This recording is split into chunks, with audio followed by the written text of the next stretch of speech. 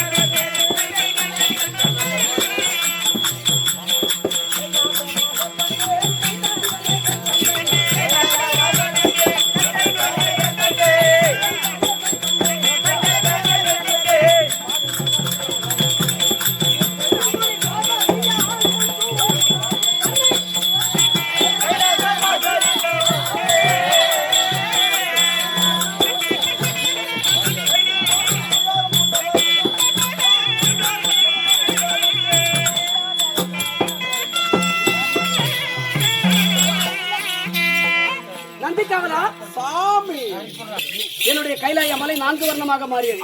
முதல் யுகத்திலே கிரேதா யுகத்திலே என்னுடைய மலையாகப்பட்டது கெம்பு, வைடூரியம், புஷ்பராகம், வஜ்ரம், மாணிக்கம். சரி. சிவபெருமானுடைய கைலாய மலை முதல் யுகத்திலே நாம பிறக்கிறதுக்கு முன்ன கிரேதா யுகத்திலே என்னுடைய மலையாகப்பட்டது கெம்பு, வைடூரியம், புஷ்பராகம், வஜ்ரம், மாணிக்கம். சரி. இப்படி சொல்லப்பட்ட ஆமாமா. இப்படி வைரத்தாலான மலை. சரியா? அந்த யுகத்திலே நான் அந்த மலையில் விட்டிருந்தபடியால் அப்போது எனக்கு மாணிக்க வாசகர் என்று பெயர் வந்தது. அப்படின்னு சொல்லி பேர் வந்தது. ஆமா. 2வது யுகத்திலே என்னுடைய மலை மாணிக்க மலையாக இருந்தது, பொன்மலையாக மாறியது. அப்படின்னு சொல்லி மாறியது. அப்படி பொன்மலையாக மாறிய போது அந்த பொன்மலையை நான் விட்டிருந்தபடியால் எனக்கு பொன்னம்பல வாசன் என்று பெயர் வந்தது. அன்று முதல் பொன்னம்பல வாசல். பொன்னம்பல வாசன். சரி. 3வது துவார யுகத்திலே என்னுடைய ஏன்னா உங்களுக்கு பிரச்சனை மலையாகப்பட்டது. சரி. எப்படி பொன்மலையாக இருந்தது வெள்ளி மலையாக மாறி 3வது யுகத்திலே. சரி. துவார யுகத்திலே. ஆமா. சரியா? அந்த துவார யுகத்திலே நான் வெள்ளி மலையை விட்டிருந்தபடியால் சரி எனக்கு வெள்ளி அம்பல வாசன் என்று சொல்லி பேர் வந்தது. எனக்கு வெள்ளி அம்பல வாசன். சரியா? இப்போது கலியுகத்திலே என்னுடைய மலை கைலாய மலை கல்மலையாகவும் முள்மலையாகவும் செடி கொடிகளாக மண்ணு மலையா இருக்கிறது. அப்படி சொல்லி. சரியா? அந்த மண்ணு மலை என்று சொல்லக்கூடிய கைலாய மலையிலே நான் விட்டிருந்தபடியால் எனக்கு கைலாச வாசன் என்று பெயர் வந்தது. சரியா? சரி. சரியா? ஆமா. என்னுடைய இடபாகத்தில் அமர்ந்திருக்கக்கூடிய உமா பார்வதா எப்பேற்பட்டவள்? 1000 கோடி அண்டங்கள் நடுநடுங்க அகோர உருவத்தோடு பிறந்தவள் உமா பார்வதா. கோழி முட்டை கண்ணழகி, கோபாலன் தங்கை என்று சொல்லக்கூடிய கூந்தல், அகோர உருவம். யாருமே பிறக்கவில்லை. தீப்பிழம்பிலே பிறந்து வந்து என்ன செய்தார்? 3 பிள்ளையாரை பிடித்து சரியா? 2 பிள்ளையார் என்னுடைய பார்வதியை சொல்வார். 3வது பிள்ளை பிடித்தார். பெண்ணே என்று வந்த உடனே என்னுடைய அழகை பார்த்து உமா பார்வதா திருமணம் செய்ய வேண்டும் என்று ஆசை கொண்டாள். நான் என்ன கூறினேன்? என்னை விட மூத்தவள், உனக்கு இருப்பது 3 கண்கள், நெற்றிக்கண், எனக்கு கூட என்று கேட்டேன். அப்படின்னு சொல்லி கேட்டா உடனே என்ன செய்தால்? என்ன பண்ண? பிடிங்க அப்படி எடுத்து எனக்கு கூட. சரியா? அப்படி பிடிங்க எடுத்து வைத்த உடனே நான் என்ன செய்தேன்? என்னை விட பெரியவள், கணவன் மனைவி எப்பயுமே 1 வயசு கணவன் அதிகமா இருக்கணும். அதனால என்னை விட பெரியவள்யா என்ன செஞ்சா? இருசாமி, மனைவிக்கு வயசு உங்களை விட அதிகமா இருந்தா மனைவிக்கு உங்களை விட வயசு அதிகமா இருந்தா இருந்துச்சு. இருந்தால் என்ன ஆகும்? இருந்தா எத்தனையோ வந்து அந்த குடும்பத்தில் வந்து பல சிக்கல் உண்டாகும். சரியா? ஏறுவசி ஆகாது அந்த குடும்பம். ஒரு வயசு ஆண் வந்து பெரிய ஆளா இருக்கணும். ஐயா உனக்கு தாத்தாவோட வயசு அதிகமா சின்னசா? சரியா? சரி மதிக்க மாட்டாங்க. நெற்றிக்கண்ணு கொடுத்தா நான் என்ன செஞ்சேன்? என்ன பண்ணீங்க? அந்த நெற்றிக்கண் பார்வையாலே அந்த அக்வர உருவ காளி என்று சொல்லக்கூடிய பத்திரகாளி எரித்தேன், சாம்பலாக்கினேன். அது பண்ணீங்க. பிறகு என்ன செஞ்சேன்? என்ன பண்ணீங்க? சரியா? பர்வதராஜனுக்கு நான் மகளாக பிறக்க வைத்து பார்வதியை நான் காதலித்து திருமணம் செய்து. நீமா? ஆமா, நீ கூட லவ் பண்ணீங்க. பார்வதியை திருமணம் செய்து கைலாய மலையில இடபாகத்தில் அமர்ந்து கொண்டிருப்பவன் உமா பார்வதா. கைலாய மலையில் நான் சொன்னேனே, நான் எனக்கு இருப்பது எத்தனை நேத்திரம் தெரியுமா? சொல்லுங்க சாமி, சொல்லுங்க. எத்தனை நேத்திரம்? நீங்க சொல்லிட்டீங்க. சரியா? அதாவது என் கழுத்தில் இருக்கக்கூடிய சர்ப்பமாகப்பட்டது ஒரு சமயமாகப்பட்டது. என்ன நடந்தது? அண்டத்த தேவரெல்லாம் என்னையும் பார்வதியும் வணங்கினார்கள். இந்த சர்ப்பம் ஆதிசேஷன் சரி ஒரு தலை 1000 தலை இப்போ, ஆனா ஒரு தலை தான் அப்ப இருந்தது.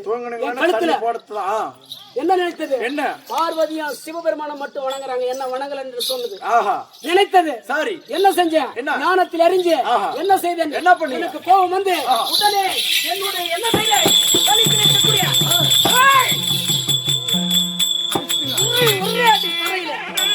உனக்கு இவ்வளவு கர்வமா? தரையில் அடித்தேன். அப்படி சொல்லிட்டு அடிக்கிறீங்க. அடி எப்படியே அடி இப்படி சொல்லிட்டு ஒரு அடி அப்படி தரையில் அடிச்சேன். அடிச்சீங்க. உனக்கு இவ்வளவு கருமா? அப்ப கழுத்துல நான் உன்னை வச்சிருக்கிறதுனால தான் உனக்கு இவ்வளவு கருவம். தரையில் அடிச்ச உடனே ஒரு தலை வந்து 1000 தலை சுக்குநூறா போச்சு. சரியா? சரி 1000 சுக்குநூறா போனது என்ன நான் செஞ்சேன்? என்ன நான் மீண்டும் சேர்த்தல. அது விநாயக பெருமான், என் பிள்ளை விநாயக பெருமானை கோரி தவம் செஞ்சு என் பிள்ளையாக விநாயகர் வயிற்றில் இருக்கும் நீ பாம்பு. அதன் பிறகு சிவபெருமானோட தஞ்சம் அடைய வேண்டும் என்று மீண்டும் விநாயக பெருமான் அனுகிரகத்தால் என்னிடம் வந்தது. என்ன செய்தேன்? 1000 தலை சுக்குநூறாக போனது. என்ன செஞ்சேன்? ஒரு தலையா இருந்தது, அடிச்சு உடனே 1000 தலை. சரி 1000 தலைக்கு 1000 தலையா செஞ்சேன். சரியா? சரி 1000 தலைக்கு 2000 கண்ணு. 2000 கண்ணு. ஆமா, எனக்கு இருப்பது இப்போது ஒரு சிரம், ஆனா எனக்கு இருப்பது 5 சிரம். சரியா? 5 சிரத்திற்கு எத்தனை கண்கள்? என்ன படிப்புல கொஞ்சம் வீக். டக்கில் வரணும் லைனுக்கு. சீக்கிரம் டைம் ஆகுது. யோ கப்ண்டியா சாமி. ஏய் கொத்தனா சோத்தல கொண்டா கூட நான் கணக்குல வீக்குங்க. பாரு கேட்றேன். இததான் அடிச்சான். இது என்ன பண்ண தெரியுமா? இது கூட ஒரு சைமம் உள்ள வந்த உடனே என்ன பார்க்கலன்னு சொல்லிச்சு. தலையை பிடிச்சி அப்படிதான் திருப்பிட போறேன். திருப்பின உடனே என்ன பண்ண? எந்த ஆலயத்தில் என்னுடைய சிவபெருமான ஆலயத்தில் எங்க நுழைஞ்சாலும் நந்தியுடைய முகம் நேராக்க கூடாது. தலையை திருப்பிட்டான். அதனாலதான் தலை இப்படி இருக்கும் நந்திக்கு. இந்த கருவத்தை அடக்கணும் தான் நான் தான் இந்த கொழுப்பு அப்படியே பண்றேன். சரி அப்படி இருந்தாலும் சரியா? எனக்கு இருப்பது 5 சிரம். 5 சிரத்துக்கு 10 கண்கள். உமா பார்வதி கொடுத்த நெற்றிக்கண் 11 கண்கள். சரியா? என்னுடைய ஜடையில் இருப்பது எத்தனை? கங்கா தேவிக்கு 2 கண்கள். அது 2 11 13. நான் சொல்லுவேன், நீ லைனுக்கு சீக்கிரம் வரணும். நான் வந்துருவோம். சரியா? ஏன்னா சீக்கிரமா கதை போகணும் டக்குனு லைன்ல. எங்க வாசனை குறை சொல்லல. சரி 11 சரி 13 உமா பார்வதாவுக்கு அது எத்தனை? 2 13 2 சொல்லுங்கடா சீக்கிரமா. 15 நான் ஏறக்கூடிய என்ன காலை வாகனம், நந்திக்கு வாகனம், அதுக்கு 2 கண்கள். 2 ஆயிரம். எனக்கு சொல்ல தெரியாதா? எத்தனை சொல்லு. நீ பேசத்துல எனக்கு அது ஒண்ணுமே தெரியலடா போடா அப்படின்னு. ஏன்னா இதுக்கு மூளை எங்க இருக்குதுன்னு பாக்குறேன். என்ன பப்புன பாக்குதா இல்ல சிவனை பாக்குதா மதால கண்ண பாத்துருக்கிறேன்னு யோசனை பண்ணிக்கிறேன். சரி சரியா? சரி எத்தனை மொத்தம்? எத்தனைப்பா? 17 கரெக்டா இருக்கிற நீ. சரியா? ஆமா. பாம்புக்கு எத்தனை கண்கள்? அதுக்கு 1000. 2000 கண்கள். ஆமா 1000 தல 2017 நேத்திரம் படைத்த சிவபெருமான் என்று அறிந்தாயா புரிந்தாயா தெரிந்தாயா நம்பிக்காவலா? அறிந்தேன் புரிந்தேன் தெரிந்தேன். அறிந்தேன் புரிந்தேன் தெரிந்தேன். திருவாரூரில் பிறந்தால் முக்தி. முக்தி எப்படி? திருவாரூரில் பிறந்தால் முக்தி. தில்லையிலே வளர்ந்தால் முக்தி. காசியில போய் யாரனா இறந்தா முக்தி. ஆதி அருணாச்சலத்தை நினைத்தாலே முக்தி. சரியா? சரி 1000 கோடி கரகம் படைத்த ஆதிசேஷன் சிவபெருமான் ஆகிய என்னுடைய உருவம் கொண்ட சிவபெருமான் ஆகிய நான் எப்படி இருக்கிறாங்க? எப்படி சாமி? அக்னி மலையா இருக்கிறான். அடேப்பா. சரியா? அந்த மண்ணை யார் மெரிச்சாலும் சரி சரி. என்ன நடக்கும்? என்ன? உங்க வீட்டுல இருக்கிற தோசை எதனா அந்த விலகும். இப்ப நாங்க இன்னைக்கு லிங்க பூஜை செய்யறோம். இந்த லிங்க பூஜையில் கூட உங்களுக்கு தோசை விலகும். அந்த மாதிரி சரி. ஆதி அருணாச்சலம் நினைத்தாலே முக்தி. முக்தி. ஆமா. சரியா? என்னைக்கு என்ன போனீங்கன்னா போய் சுத்திட்டு வாங்க. உங்களுக்கு தோசம் போயிடும். எத்தனையோ இன்னல்கள் வந்து விலகும், கை கூடும். சரி சரி. சரியா? அதனால ஆஹா. சரியா? அக்கால ஏறுவான், அம்மாளை கைப்பிடிப்பான், சொற்காலை ஒருபுறம் சொருகினான், ஆட்டத்தை திருடினான், நிக்க நக்கினான், ஆலம்பால் உண்டான், நீலகண்டன், மாடு என்றும் செஞ்சடையன், மது பிரியன், கெஞ்சா வெறியன். நித்யா அசிங்கமா இல்ல சாமி? அசிங்கமா இல்ல. கெஞ்சா வெறியன். ஏய், என் மீது பித்தனை வருவாங்க. அக்காலை நான் என்ன அங்க இருக்க காலை மேல ஏறக்கூடிய நான் அக்காலை ஏறுவான். அக்கால மலை ஏறுற. அம்மானை கையில் பிடிப்பான். உங்க அம்மாவை கையில் பிடிக்கிறியா? சரி, போனா போட்டோம். அப்படி இருந்தாலும் நந்தி காவலா, சரி, எனக்கு 2017 நேத்திரம் படைத்த சிவபெருமான் என்று சொன்னேன். மீண்டும் இன்னும் ஆகட்டும். சரி.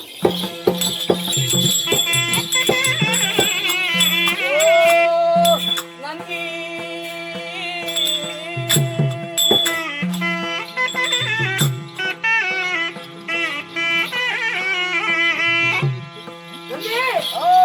நான் காலனை பூமியில் கீழ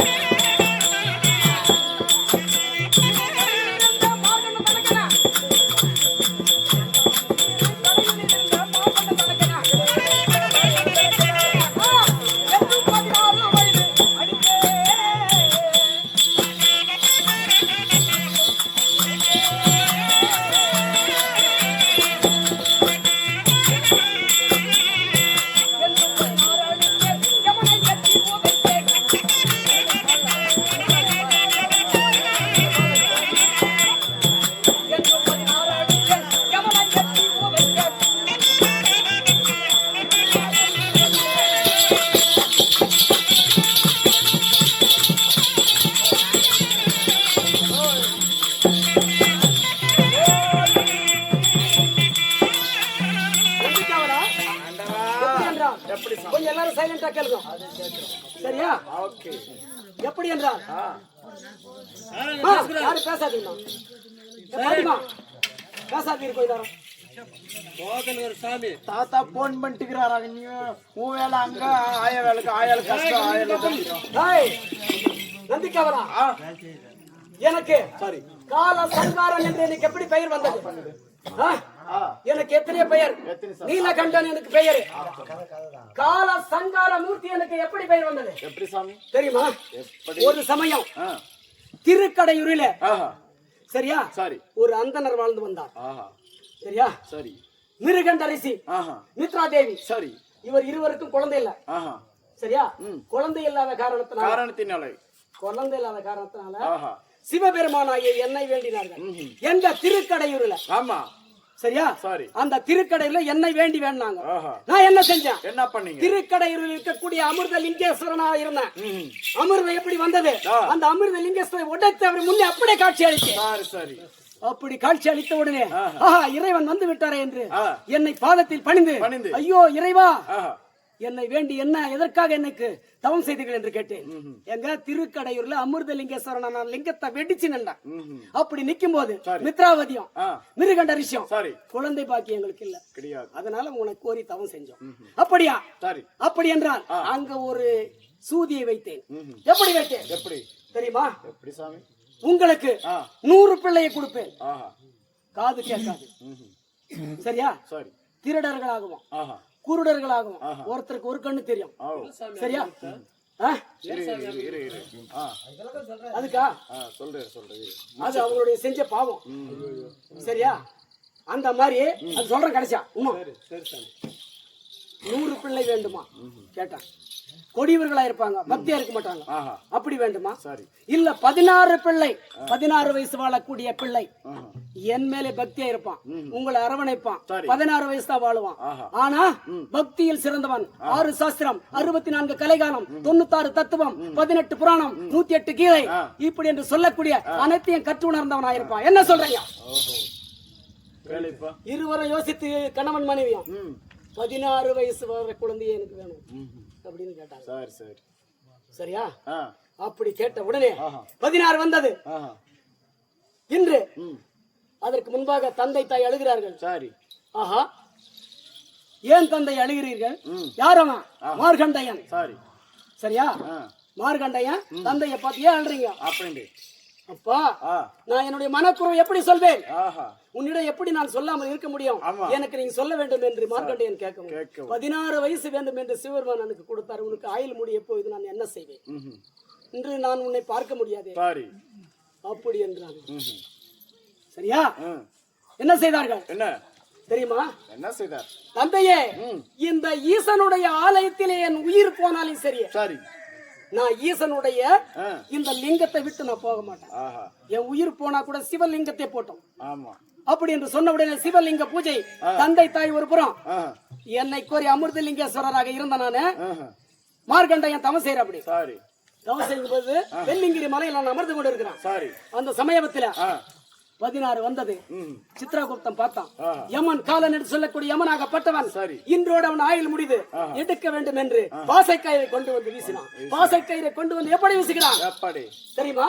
வீசிய உடனே உனக்கு தேவேந்திர சிம்மாசனம் கொடுக்கணும், அந்த லிங்கத்தை விட்டு வெளியே வா, உனக்கு என்ன நாளையும் கொடுக்கணும், என்ன கொடுத்தாலே என் உயிர் போனாலே இதை விட்டு வர மாட்டேன் அப்படி அந்த மீண்டும் கையில வீசு. அப்படி வீசின உடனே அந்த லிக்கன் மீது பட்டு இழுத்த உடனே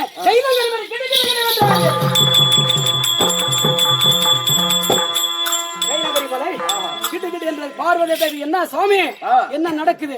பெண்ணே பார்வதா, நான் இதை உடனே வருகிறேன் அப்படி என்று சொன்ன உடனே நான் என்ன செய்தேன்? படீர் என்று அங்கே தோன்றி யமனை என்று சொல்லக்கூடிய யமனுடைய காலனை ஒரே உதை என்னுடைய வலது காலால் ஒரே உதையை உதைத்தீங்க. சரியா? உதைத்த உடனே மூர்ச்சியாகி கீழே விழுந்து விட்டான். அப்படி அவன் விழுந்த உடனே பூமி பாரம் அதிகம் போயிடுச்சு. பூமி பாரம் அதிகமா போயிடுச்சு. அதுக்கப்புறமா என்ன செய்தேன்? என்ன சரியா? மார்கண்டையனை பார்த்து சித்ராகுப்தனை அழைத்து அச்சு புத்தகத்துல என்ன செஞ்சான்? என்றும் 16 செஞ்சான். சரியா? என்றும் 16 நீ வாழ வேண்டும். என்றும் 16 வாழ வேண்டும். அவனுக்கு சாபம் கொடுத்து, அவனுக்கு வரம் கொடுத்து, அவனை எழுப்பி, சரியா, பூமி பாரம் தாங்காம பூமாத்தியை வந்து என்னிடம் புலம்ப அவனை எழுப்பி தென் திசைக்கு அனுப்பினான். அவனை அனுப்பினான். அவனுக்கு அவனுக்கு இன்னொரு சாபம் கூட கொடுத்தான். கூத்தாசுரன் அப்போ சாபமா கொடுத்து அவனை போய், சரியா, அது ஒரு வரலாறே இருக்கு. அதுக்கப்புறமா அவனை தென் திசைக்கு அனுப்பினான். சரி,